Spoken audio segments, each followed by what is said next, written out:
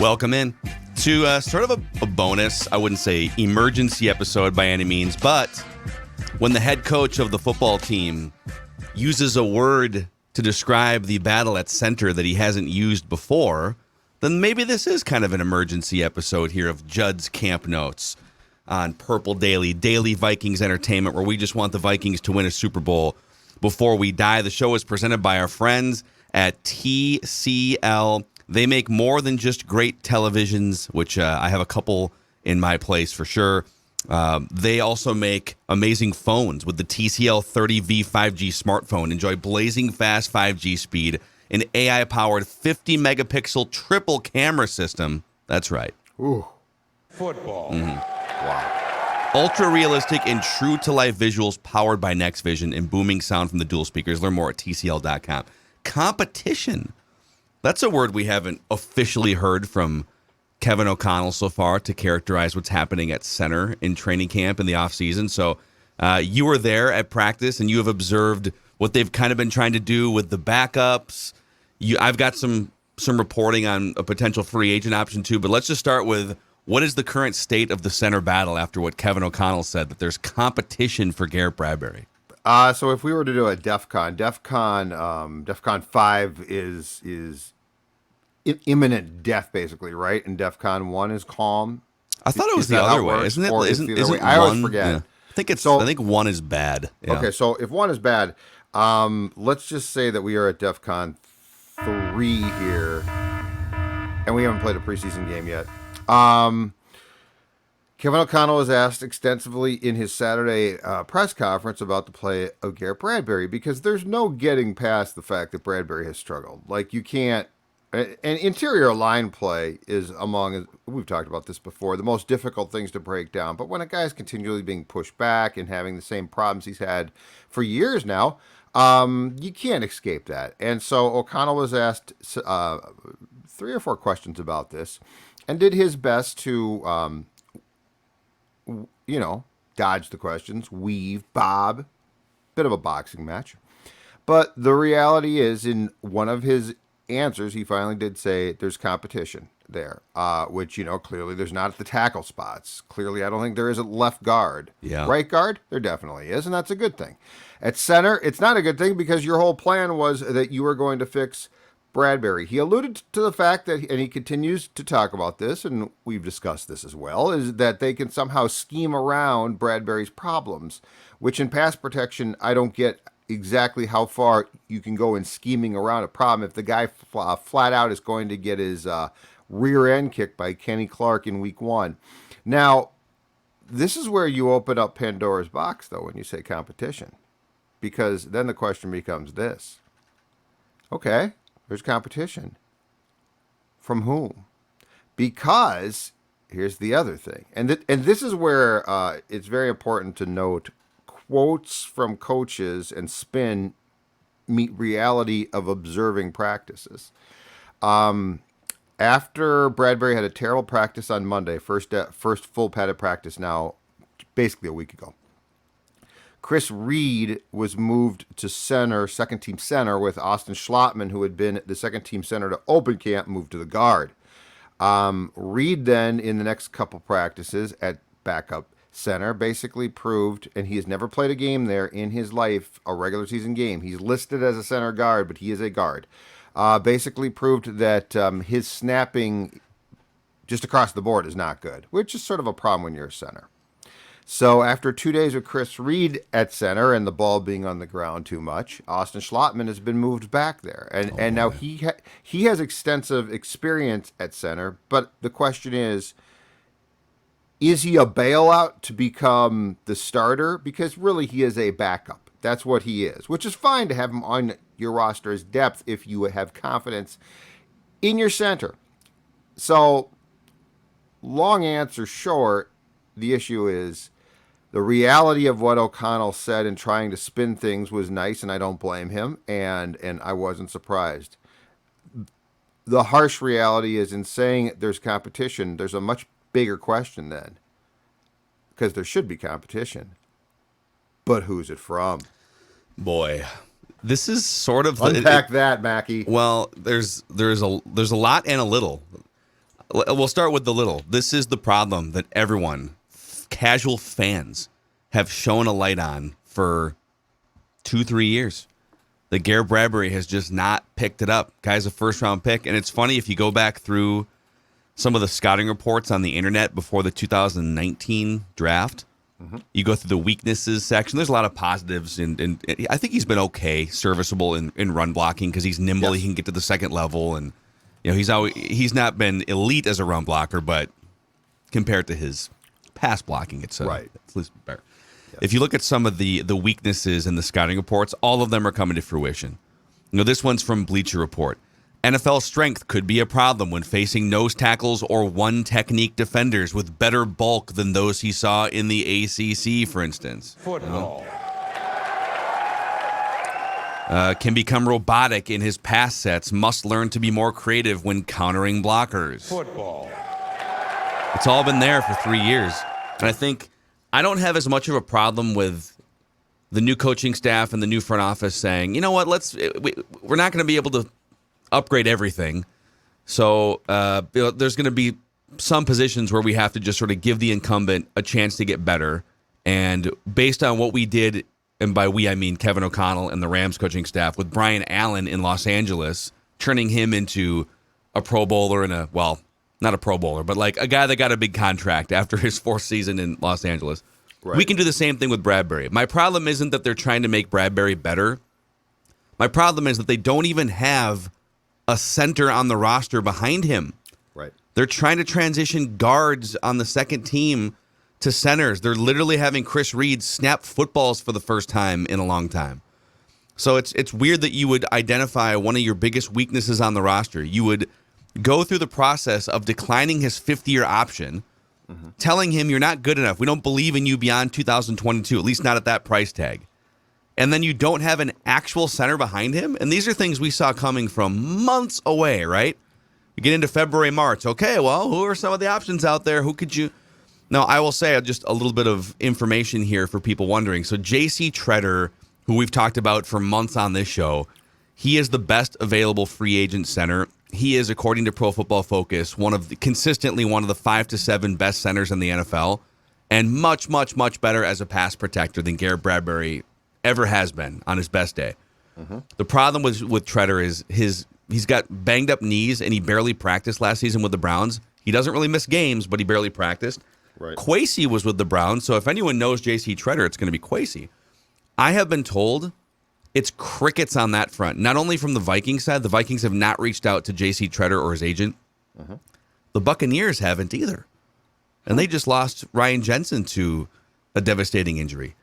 And so I think, and some people are going to say, well, his knees must be shot. Well, to not even give him a workout and a physical seems odd. And the only other thing you could potentially pin to this is that he's been, correct me if I'm wrong, Judd, he's the NFLPA president last season, right? Yes, for the league. Exactly. And owners have been a little bit chapped about some of the negotiations and back and forth during the pandemic period. And so there's some bad blood between owners and NFLPA leaders.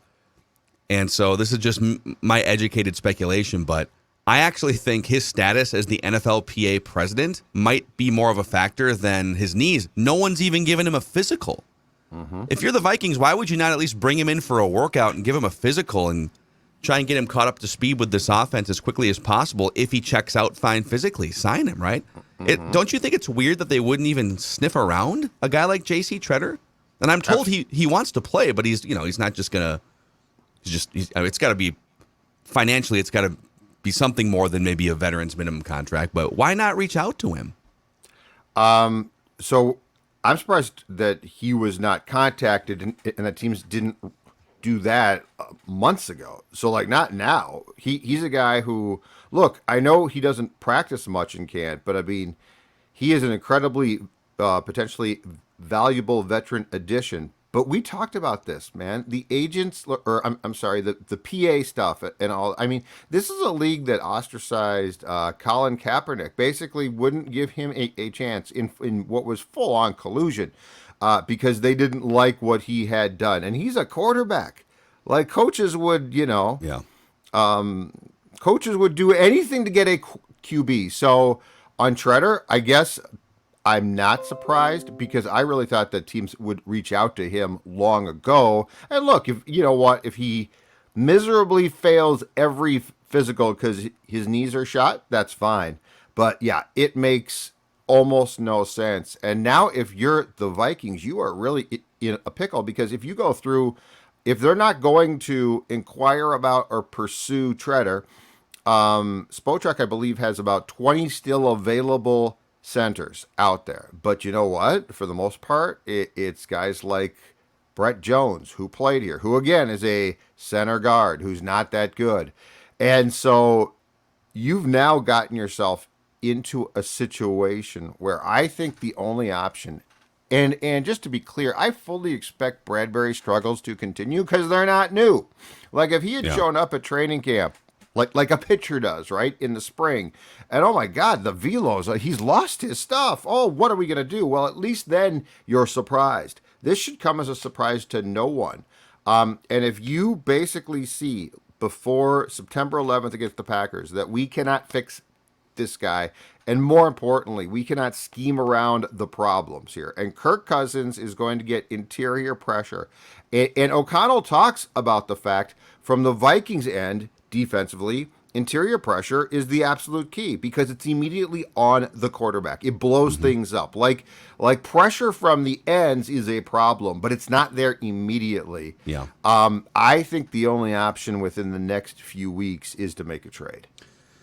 Yeah, but then it's like, okay, are you trading for a team starter? Is there a team ready to wait? Is there a center out there on a team that's waving the white flag? And what would you have to give up? That's the problem. I'm saying I'd rather just sign a guy in free agency and not give up a third-round draft pick. It's probably not a third-round draft pick. Here's the bad news. If you make a trade, it's probably a backup that you have identified and like behind a guy who's probably pretty damn good, who's not going to lose his job or leave for a long time, and it's probably a fifth-round pick. And at this point in time, if you're not gonna, if Tretter is out, like if you are like, we are not going to explore that one. We don't want that smoke, Phil. The J.C. Tretter smoke is too much.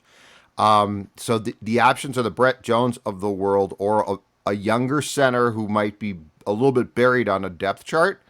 I don't love Dortu, but I guess I take that. But the key there is you got to do this because this is a position that has, is instrumental in knowing the foundation of your scheme, of your calls, right? So like this is not a we brought in a punter. This is a center. And it's a center in a system that's being installed right now. It's not like that's the thing. You can trade for somebody, but the more days and weeks go by, unless that player you trade for has familiarity with the system, what's he going to do? Come in and cram the system in and get to know new teammates, new quarterback, and just be ready to start? Not going to be ready to start week one unless they make a trade right now, and they still have some preseason games and things. Sure. Just for some statistical context, according to Pro Football Focus, last season, J.C. Tretter, who played 16 games, over 1,000 snaps. I think the only game he missed was because of COVID. I don't think he missed a game because of an actual injury. Mm-hmm. So he played 16 games. He allowed 10 pressures all season. Mason Cole, who started like 4 or 5 games, and Garrett Bradbury, who started the rest, combined to allow 46. Yeah. And now that might not seem like, okay, well, so 36 more pressures. That's only 2 a game. Well, when you start to strip away, so you're going to run like 60 plays in a game or something, and maybe half of them are run plays, and so you're going to throw 30 passes in a game, and some of them are going to be like 8 to 10 are going to be kind of designed quick hitting. So on like true dropbacks that aren't play action and they aren't quick hitting routes where you actually need the quarterback to step back, like those 2 extra pressures per game matter a lot. It might mean the difference between an extra third down conversion. Yeah, absolutely. With Kirk Cousins? 100% correct.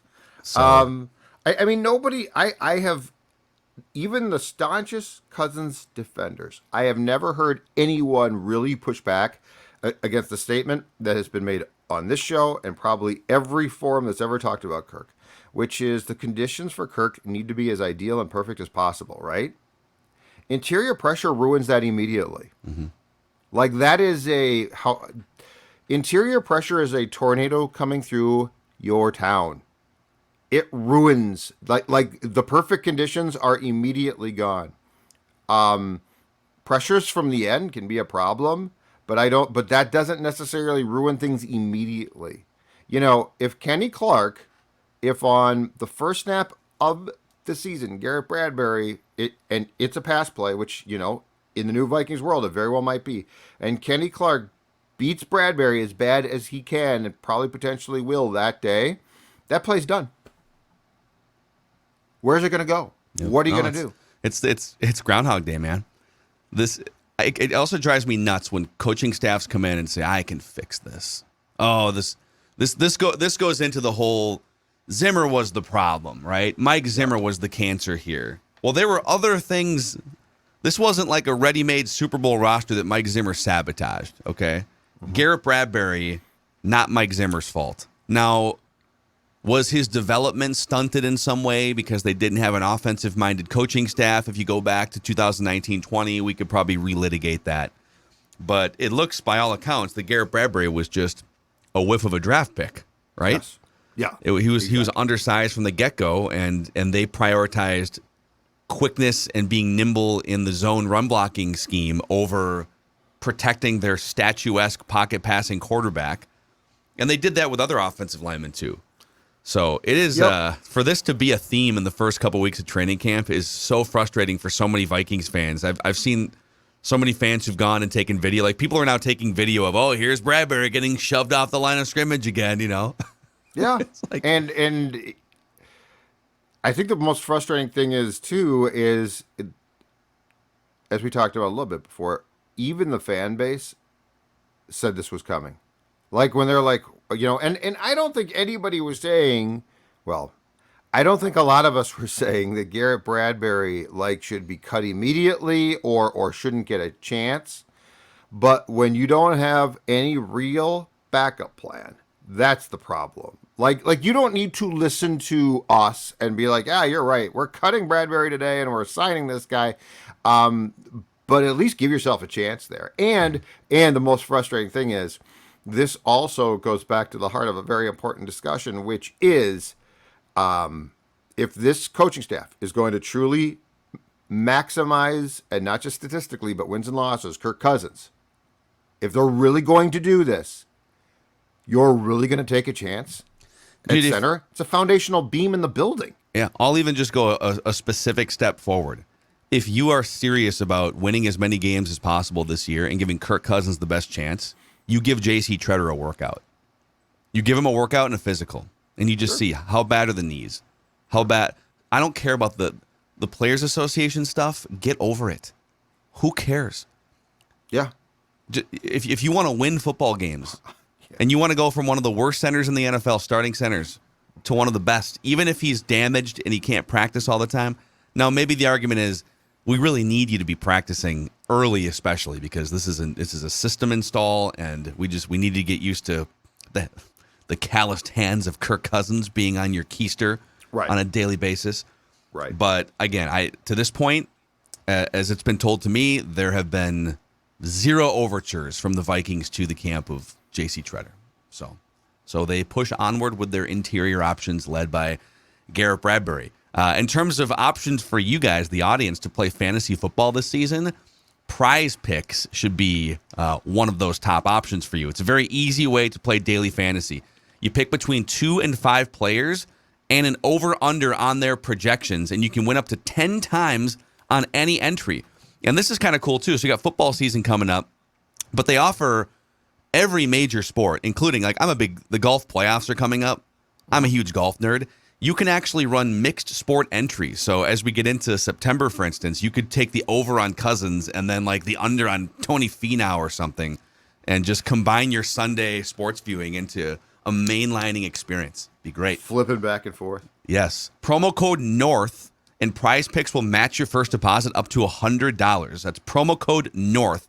Check them out, prizepicks.com or the Prize Picks app. Also, a shout out to our friends at Federated Mutual Insurance Company, where for over 100 years, they've been helping businesses maximize their level of success through risk management tools and resources. These are some of the smartest people in the insurance game, and you can rest easy at night knowing that they are the offensive line protecting your business from threats out on the horizon. Check them out at federatedinsurance.com, where it's our business to protect yours. All right, let's go through some other things that stood out to you here over the last couple days of practice. Judd's camp notes continued.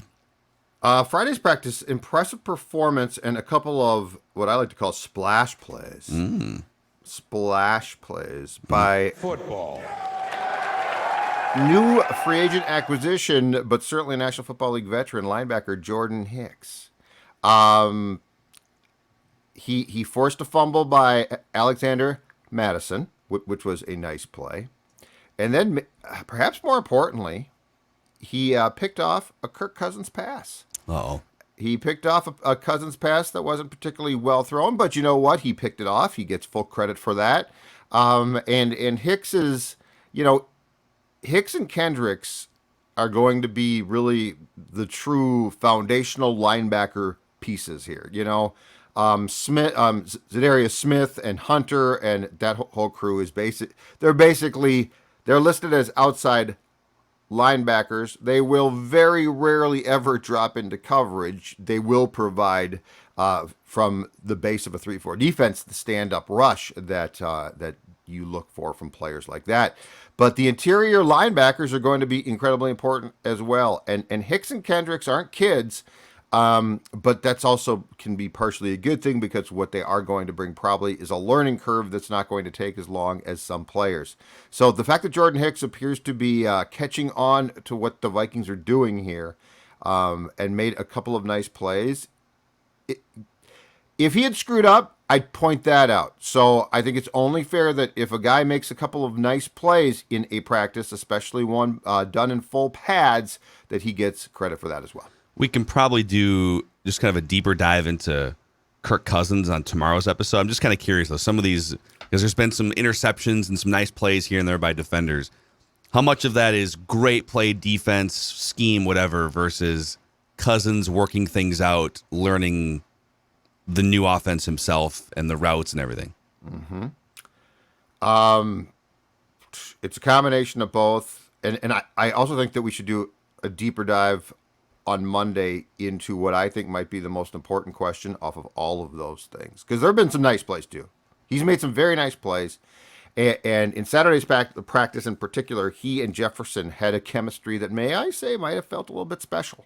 But I think that there is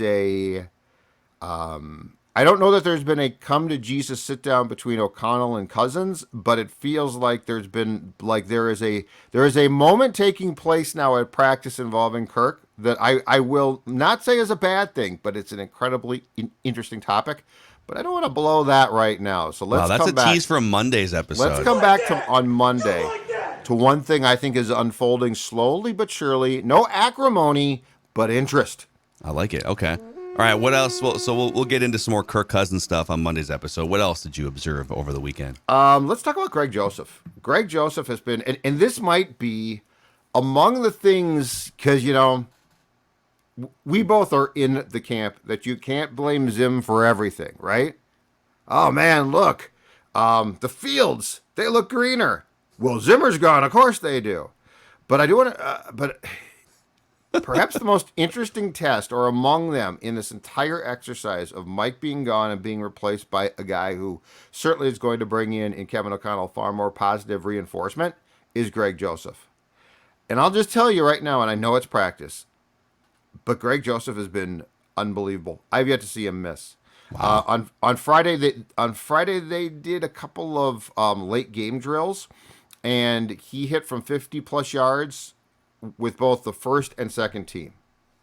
He was, the day before that, I believe, he was 7 of 7 on kicks.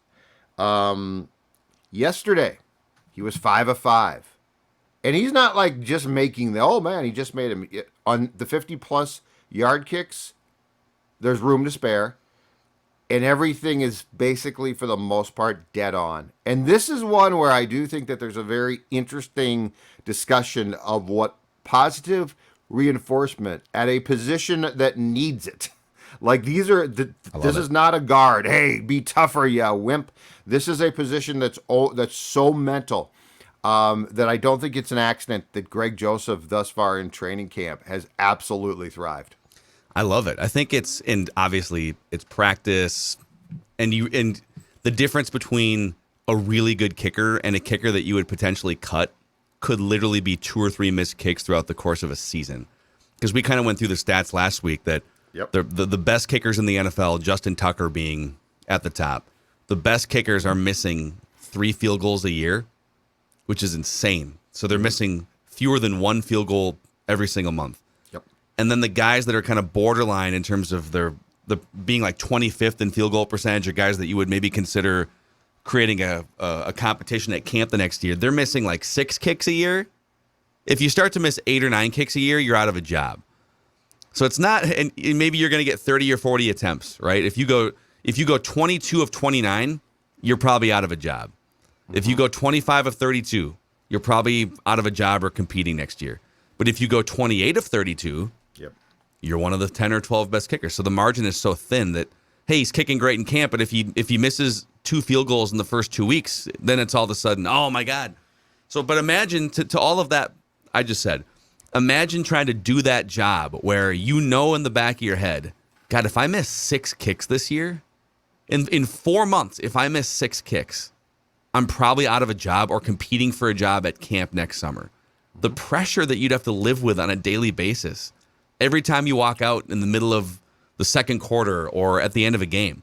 So it is, I do empathize with kickers. It is almost an impossibly difficult job, made more difficult if your head coach is adding fuel to the fire and making even more pressure for you, right? So having a coach that kind of relaxes you as a kicker, yes, I would think would be very helpful. Imagine having a caddy or something over your shoulder in golf saying, "Dude, you got to stick this shot." Well, your head coach hated you. If you don't stick this shot, then he couldn't stand it. Like not him personally, he just hated the position.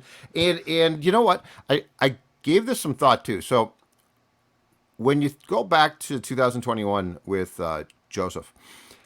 All right, the Cardinals' miss was a bad miss. There's no question about it. That's a terrible miss. But that being said, if we get past our own personal bias as well against that position in this town, which of course dates back now to 1998, Greg Joseph won the Lions game. And if they don't win that game here on Monday, Mike might have been fired at the time. Yeah. And so Greg Joseph actually made some very big kicks. I think the combination of the fact that Zimmer couldn't stand kickers, and we're sort of guilty of that as well. Blair Walsh, Anderson, right? Well, we're more scarred by kickers, right? And but we don't nervous like them about kickers. But we don't like them because of that. Like we want them to just be good. Longwell was perfect. You know why? Because for the most part, he was just good. Yeah. Yeah, we're ready to, I think as a fan base in media, we're definitely ready to, you miss a couple kicks and we're ready to move on to the next kicker. Yes. Probably Yeah. a little quick trigger there. The last kicker that I thought, you know what, you should have just stuck with that guy, Kai Forbath. Because he missed some extra points, but for the most part, he made field goals, and that's what I think is most important. There's also eventually, Phil, a deep dive to be done on this. Will Kevin O'Connell go for 2?